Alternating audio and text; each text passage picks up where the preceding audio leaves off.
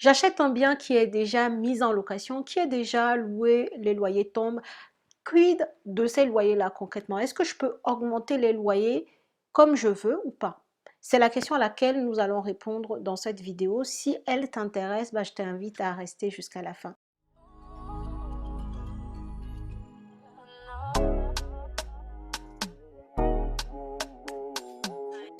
Bonjour à tous et bienvenue sur cette chaîne destinée à l'investissement immobilier. Je suis Lady Célia et ici je t'apprends à gagner de l'argent grâce à l'investissement dans la pierre. Alors, si tu es nouvelle sur cette chaîne, bienvenue à toi. Merci à toi de rejoindre la communauté. Sens-toi à l'aise, pose tes questions en commentaire, participe, partage les vidéos. Et si tu es curieux ou curieuse de savoir ce que je peux t'apporter concrètement, reste jusqu'à la fin de cette vidéo. À la fin, tu verras, j'ai fait une petite vidéo de présentation de ma personne et ainsi que de tous les services que je propose qui pourraient t'aider à avancer dans ton projet d'investissement immobilier. Alors, comme je le disais tout à l'heure, on va parler aujourd'hui des loyers lorsque tu achètes en fait un logement qui est déjà occupé par un locataire. Est-ce que tu peux augmenter le loyer comme tu veux? Alors, la réponse est non. Concrètement, tu ne peux pas décider d'augmenter comme tu veux le loyer parce que tu es le nouveau propriétaire. Ce que tu peux faire, tu as deux choses à faire. La première chose qui peut te permettre en fait d'augmenter le loyer, c'est l'indice de référence des loyers. Et ça, si le bail est soumis du coup à l'IRL, ça tu vas le voir concrètement écrit dans le bail. Si le bail ne fait pas référence à l'indice de référence des loyers qui permet d'augmenter un peu les loyers tous les ans, eh bien, tu ne pourras pas l'appliquer. Donc la première des choses sur lesquelles tu dois te rassurer lorsque tu achètes ou tu prévois d'acheter un bien qui est déjà loué, c'est de demander au propriétaire les baux de ces logements ou le bail du logement que tu veux acheter pour voir s'il a bien rédigé son bail, si le bail intègre bien la partie de réévaluation des loyers indexés sur l'IRL.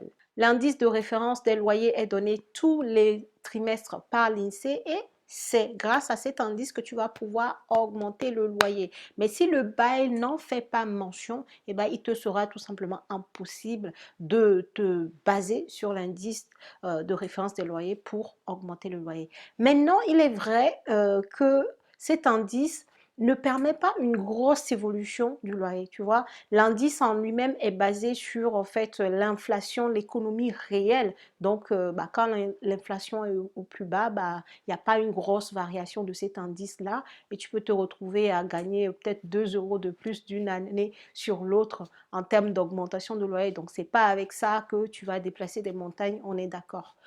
La deuxième façon que tu as d'augmenter ton loyer, c'est de réaliser des travaux dans le logement.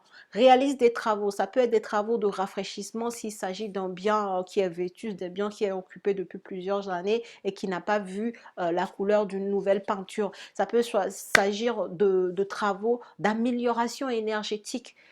Fais des travaux en fait, améliore ton bien, donne-lui de la valeur et ensuite tu augmentes en plus les loyers et cerise sur le gâteau, tu vas profiter également de la partie fiscale liée au fait que tu as fait des travaux. Donc ces travaux-là seront déductibles de tes revenus locatifs et tu n'auras ainsi pas à payer des impôts pendant un certain moment. Donc oui, faire des travaux a beaucoup d'avantages. J'y reviens en détail dans la formation. Donc tu peux prendre la formation pour aller plus loin sur ces items très importants en immobilier. Mais en tout cas, je te le dis déjà ici, fais des travaux.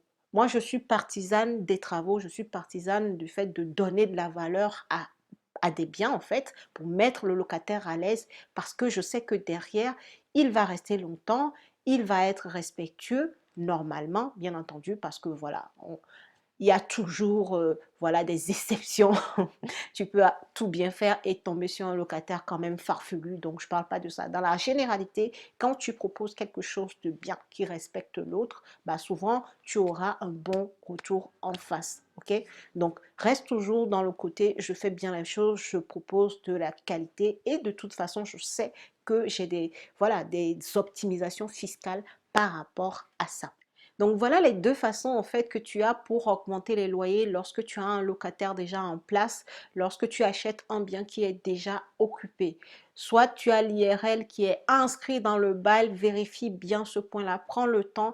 L'étape d'avant est importante. Avant que tu ne possèdes ton bien, il faut bien faire les choses. Regarde le bail, regarde si le bail est bien rédigé et regarde si il est précisé dans le bail que le loyer sera réactualisé pardon, en fonction de l'indice de référence des loyers. Ça doit être marqué noir sur blanc. Donc ça, c'est une première manière. Maintenant, l'inconvénient, c'est que voilà, l'indice ne te permet pas d'augmenter ton loyer de 50 euros. Ce n'est jamais arrivé, d'accord? Quand tu veux réellement avoir un impact sur le loyer, bah, ce qui a lieu de faire, c'est les travaux en fait. Fais les travaux et là, tu auras les moyens d'augmenter de façon un peu plus significative le montant du loyer. Voilà ce que je voulais te dire dans cette vidéo. Si elle t'a plu, je t'invite à la liker, à la partager. Si tu es nouveau, nouvelle sur cette chaîne, regarde la suite parce que je présente mon activité et je te présente mes services pour que tu puisses, si ça t'intéresse, me joindre pour qu'on avance ensemble sur ton projet. Je vous dis à tous, à très bientôt pour une nouvelle vidéo. Bonjour, je suis Célia, je suis conseillère et formatrice en investissement immobilier et moi-même investisseuse depuis maintenant 5 années avec un patrimoine immobilier de 21 appartements en France. Mon travail consiste en fait à accompagner toute personne qui le souhaite à investir dans l'immobilier pour se dégager des compléments de revenus ou encore tout simplement pour s'enrichir. Parce que oui, clairement, l'immobilier est un pilier d'enrichissement. Tout le monde aura toujours besoin d'un toit au-dessus de sa tête. C'est pour ça que l'immobilier, en tout cas le business de l'immobilier, est un business qui fonctionne, qui a toujours fonctionné et qui fonctionnera toujours. J'aide mes clients à pouvoir changer de paradigme sur le type de bien qui peut leur rapporter de l'argent, à trouver une stratégie adéquate qui va leur permettre de effectivement gagner de l'argent avec le bien immobilier qu'ils comptent acheter. Maintenant, mon travail se passe comment? J'accompagne les personnes au travers d'un coaching à l'heure en fonction des blocages qu'ils ont sur leur processus d'investissement immobilier. J'accompagne les gens à travers une formation immobilière de plus de 10 heures de cours que je propose avec des coachings de groupe pour pouvoir avancer sur peut-être des questionnements que mes apprenants ont. Et j'accompagne également les personnes en leur cherchant les biens immobiliers s'ils n'ont pas le temps pour les chercher ou en leur proposant un accompagnement de A à Z où je les prends par la main et je les aide sur chaque étape de leur processus d'investissement immobilier. Vous êtes salarié en France ou dans l'Occident en général, et bien vous avez certainement un profil adéquat pour pouvoir aller utiliser le levier bancaire, le levier du crédit bancaire pour pouvoir vous enrichir grâce à l'investissement immobilier qui est d'ailleurs le seul business dans lequel parfois vous n'avez à débourser aucun fonds pour pouvoir acquérir vos biens rentables. Donc je ne peux que vous inviter à me rejoindre soit à travers mes différents réseaux sociaux ou mon site internet pour que je puisse tout simplement vous accompagner, vous aider vous aussi à pouvoir tout simplement gagner davantage d'argent et vous enrichir grâce à l'investissement dans la pierre.